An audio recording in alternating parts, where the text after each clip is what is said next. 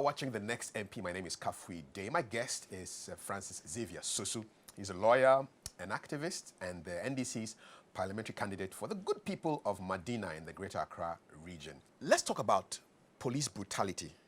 It's a hot topic now, not just around the world with Black Lives Matter, but also in Ghana. And you've had a lot of cause to be very hard and very demanding in your expectations of the police. Where is this passion coming from? This passion is coming from my experience growing up at Newtown. Were you ever arrested? No, but I witnessed several arrests. Whether they were lawful or unlawful arrests, I can't tell. But there were several arrests. You know, where we used to live, we had consistent raids, which we call scatter. Mm-hmm. And anytime they get there, we see bullet shells and people being arrested because some were involved in drugs, mm-hmm. obviously. Mm-hmm. And there were many times we saw issues of, assaults in the course of that arrest. These were things that I've always sought to find some answers to.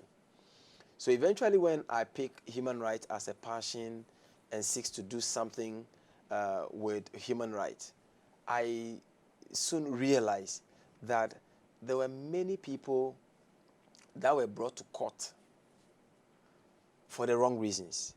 In fact, when I was a lawyer, when I was first called to the bar, one of the courts I used to practice often was Circuit Court 1. And at that time, we used to have a judge, Justice Obri, I think Justice Francis Obri, as he's now in the High Court.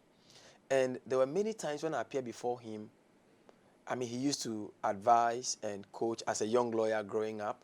And one of those days he called and said, look, so I've been seeing you following up on human rights matters. I've struck out a lot of matters for want of prosecution. These were matters that were brought by the police. Mm. And yet, it seems that people were still in custody.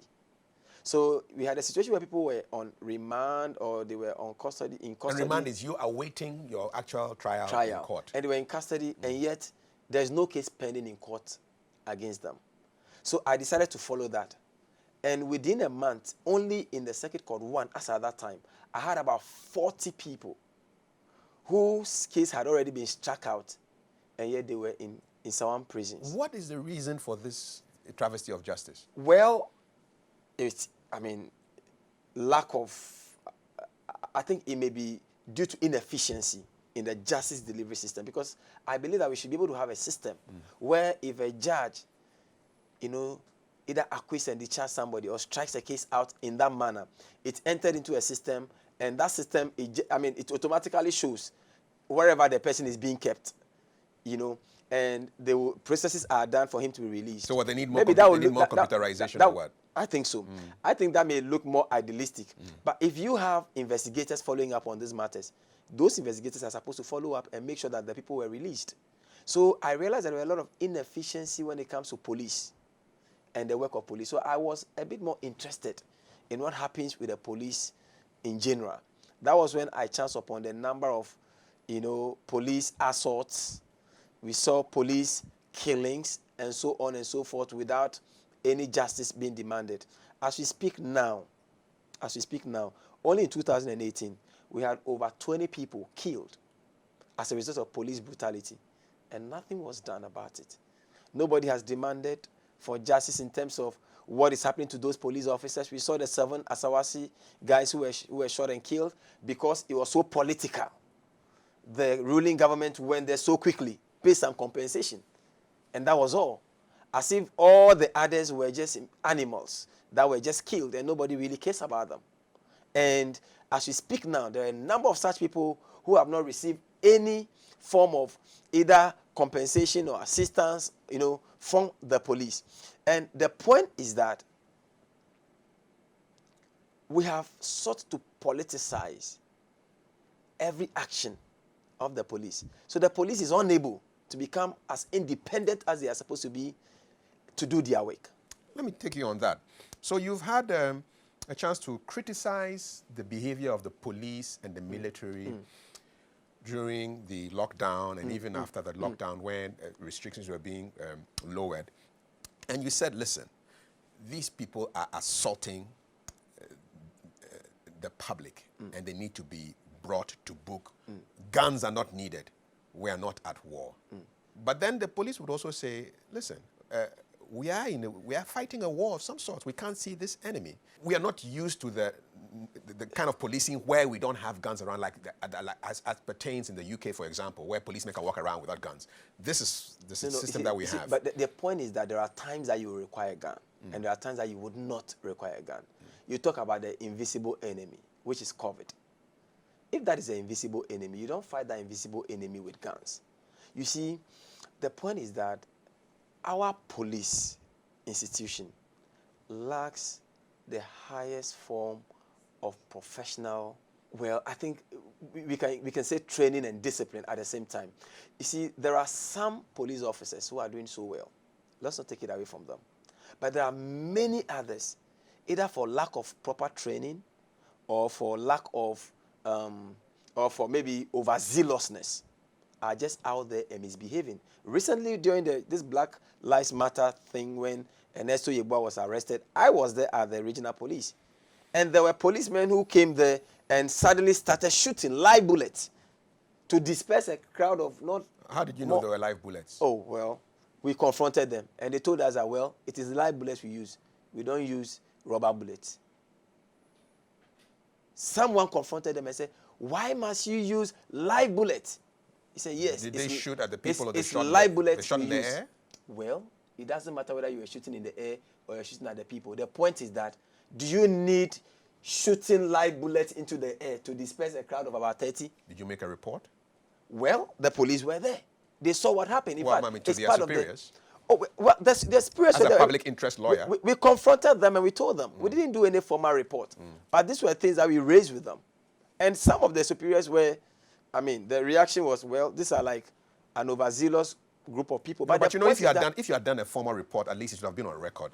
Well, because right now it's just maybe, what you are saying against what happened. Maybe I should have done a formal report. But the point is that there are several other reports that are pending. What has been done about it? Including the SOS Wagon violence, where several recommendations were made. Even that one, the president of the day just passed a white paper on it. But the fact that there has been inaction in previous cases does not negate the fact that you must still push forward for whatever I agree, is happening. and that is why we continue to push forward. Maybe on that occasion, I didn't feel there was a real need to make a formal complaint about that, because what we were confronted with at that material time was how we could get our client out of the police grips, because we believed that he had not committed any offense. And that was what we eventually did when he was granted bail and I mean, and so on and so. But the point is that my point really about that conduct is the fact that the police has consistently demonstrated inefficiency when it comes to upholding their own tenet. And what I'm talking about, their service in integrity, and they are supposed to help detect crime and protect life and property. And the same life and property you are supposed to protect, you go about destroying that life and property. Are we not running the risk of bastardizing and demonizing the Ghana police? The people who have sworn an oath to look after us? I don't think so. You see, that's why I said there are people in the Ghana police that are doing well and must be commended. But there are others who are not doing well. You see, what is worrying to people like us who are just like human rights, who are interested in human rights, is the fact that when the police gets it wrong, the institution must take responsibility. And taking responsibility means that, one, victims of police brutality must immediately be assisted with their medicals and potentially and possibly giving some compensation for the assaults that they suffer. And perpetrators must immediately be brought to book. For example, if you're a police officer and your action leads to death, if it is an accidental death, you should be standing trial for manslaughter. If we can infer intentional death, then you should be standing trial for murder. Like the George Floyd issues. Like George Floyd issue. As we speak now in Ghana, I just gave you an example of 2018. Have you heard that any police officer is standing some trial, even for assault or for causing unlawful harm on somebody? Maybe they're waiting for you to start a Ghana Lives Matter movement. Well, because George Floyd only came to the public consciousness after people started demonstrating seriously around. Someone said that Ghanaians are not maybe angry enough about some of these matters. Maybe Ghanaians are just taking it for granted. And maybe perhaps, many people don't really care until it gets to them. I've seen many people who don't really care whether police action leads to killing of somebody or police action leads to brutalizing somebody. They don't care. There have seen many journalists who maybe may take partisan positions and may report police brutality rather to favor police by saying that people were being stubborn, they were not adhering to their rules, but eventually when they are beaten or they are assaulted, then the story suddenly changes. But the point is that I think as Ghanaians, truth is absolute. You see, truth is not relative. As a people, we must get to that point when what is truth must remain truth, regardless of whatever political party you have leanings to, whatever religious views you hold.